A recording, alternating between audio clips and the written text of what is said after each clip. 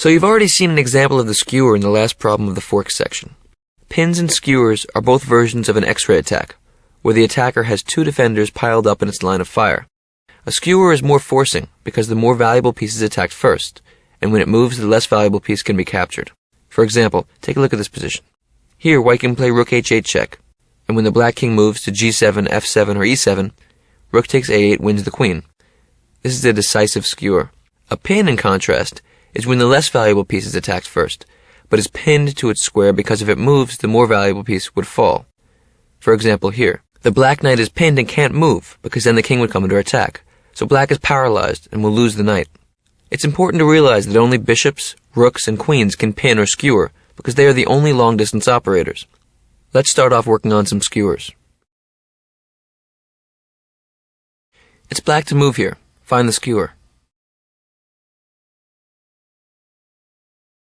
That's right, bishop g2 check skewers the king to the queen. Now it's white to move. Find the skewer.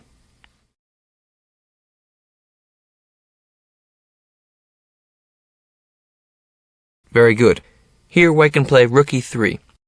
The rook is defended by the f2 pawn, so after queen takes e3, f takes e3, white has won a queen for a rook. There's no way for the black queen to move to a square that defends her rook, because the a4 square is guarded by the white queen. White to move here. Do you see the skewer?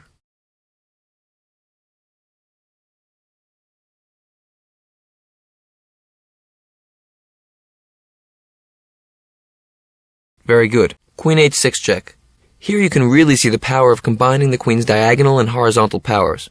She can slice through the enemy pawn structure to move to the h-file to win the black rook all the way on the a-file. Here black has to decide whether or not to trade queens. Do you see how to set up a skewer?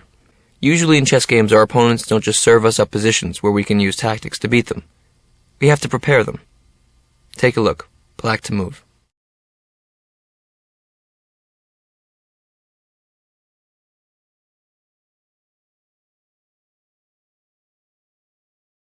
That's right. It turns out that by trading queens, black can win a rook.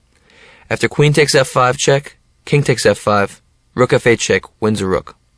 Now that you know about skewers, your alarm bell should always go off when you notice pieces lined up on the same diagonal, rank, or file. This is how the chess intuition works. We learn patterns and then instinctively put them together. This last one is a little tricky. It's okay if you can't get it, but I want you to try for a few minutes. Try to combine some of the ideas we've been talking about. It's white to move here. Any ideas?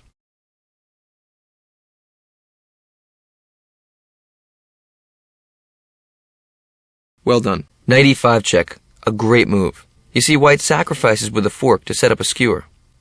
The black pawn on d6 defends the e5 square. After d takes e5, now what should white play? Queen d1 check. Wins a queen.